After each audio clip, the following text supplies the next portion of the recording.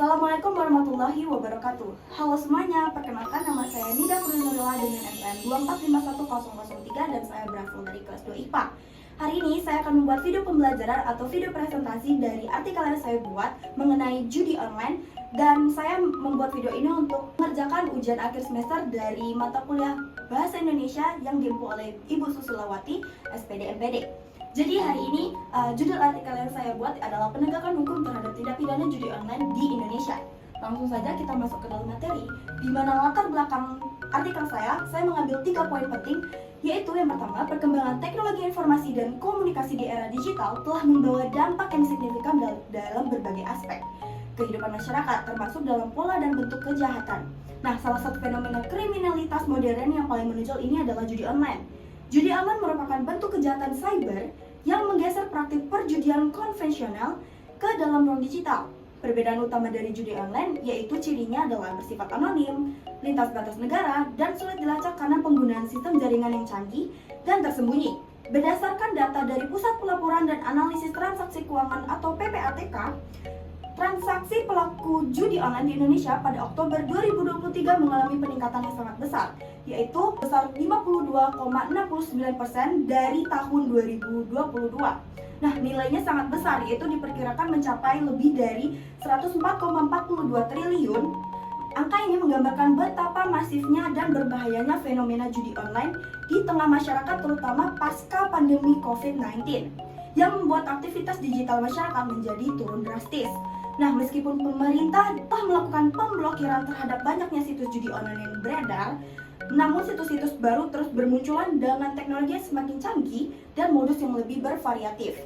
Selanjutnya, kita masuk ke dampak judi online, di mana judi online memberikan dampak yang sangat merugikan baik dari aspek moral, sosial, ekonomi hingga psikologis.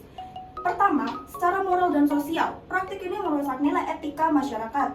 Banyak individu, termasuk pelajar dan anak muda, yang terjebak dalam perjudian karena kemudahan akses dan promosi yang masif, bahkan oleh para influencer di media sosial. Secara ekonomi, judi online menyebabkan kerugian besar bagi individu dan keluarga.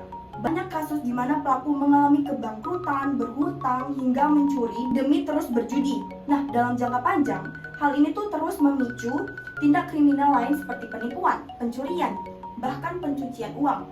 Secara sosial, judi online memicu disintegrasi keluarga, ketergantungan, hingga depresi. Hal yang lebih mengkhawatirkannya adalah kecenderungan masyarakat menganggap judi online sebagai hal biasa atau bahkan sumber penghasilan. Padahal ini merupakan tindakan ilegal yang merusak masa depan bangsa Indonesia.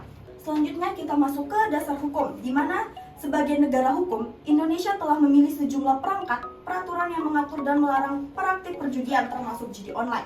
Nah, larangan terhadap segala bentuk perjudian itu diatur dalam pasal 303 Kitab Undang-Undang Hukum Pidana atau KUHP yang menyatakan bahwa siapapun yang menyediakan atau menyelenggarakan perjudian dapat dikenakan sanksi pidana.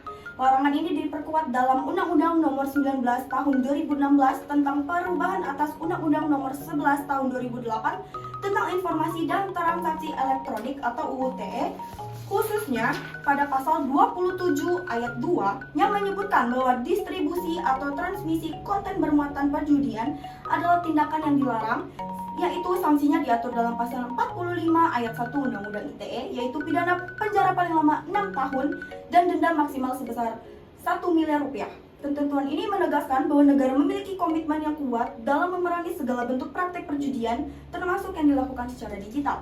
Kita masuk ke tantangan penegak hukum, di mana tantangan penegakan hukum, meskipun peraturan hukum sudah jelas, implementasi penegakan hukum terhadap judi online masih menghadapi berbagai tantangan yang serius, guys. Nah, salah satu tantangan utama adalah banyaknya situs judi online yang berbasis di luar negeri dan tidak tunduk pada yuridis hukum Indonesia. Akibatnya, si pelaku atau penyelenggara judi yang berada di luar negeri sulit ditangkap atau sulit dijangkau dan diproses secara hukum di Indonesia. Di samping itu, belum adanya regulasi khusus yang secara rinci mengatur penyelenggara judi dari luar negeri, menyebabkan adanya kekosongan hukum yang dimanfaatkan oleh pelaku. Hambatan lain juga terjadi secara struktural, yaitu kurangnya koordinasi yang efektif antara aparat penegak hukum seperti kepolisian, kejaksaan, dan lembaga lainnya. Minimnya pemahaman teknologi di kalangan aparat, keterbatasan alat investigasi digital, serta kurangnya tenaga bidang cybercrime menjadi penghambat yang serius. Nah, di sisi lain, di aspek sosial, tingginya minat terhadap judi online juga menjadi tantangan, yaitu faktor ekonomi, kebutuhan hidup, dan rendahnya literasi digital membuat masyarakat mudah terjebak dalam praktik perjudian tanpa memahami konsekuensi hukumnya.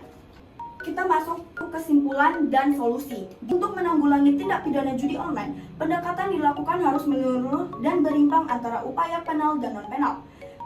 Upaya penal meliputi penegakan hukum pidana melalui penerapan pasal 303 KUHP dan pasal 27 ayat 2 UU ITE secara tegas dan konsisten. Nah, dalam hal ini, peran kepolisian sangat krusial sebagai garda terdepan dalam penindakan.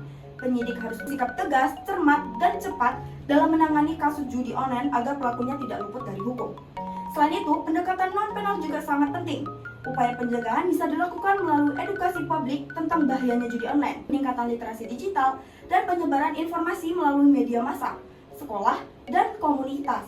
Pendekatan ini dapat mengacu pada teori sistem hukum Lawrence M. Friedman yang mencakup 3 elemen, yaitu struktur hukum, substansi hukum, dan budaya hukum. Nah, ketiga elemen itu harus saling bersinergi agar tujuan penanggulangan judi online dapat terlindungi dan dapat tercapai secara optimal. Dengan pendekatan dan integrasi, diharapkan masyarakat Indonesia dapat terlindungi dari dampak negatif dari judi online dan hukum dapat benar-benar memberikan rasa keadilan serta perlindungan yang nyata.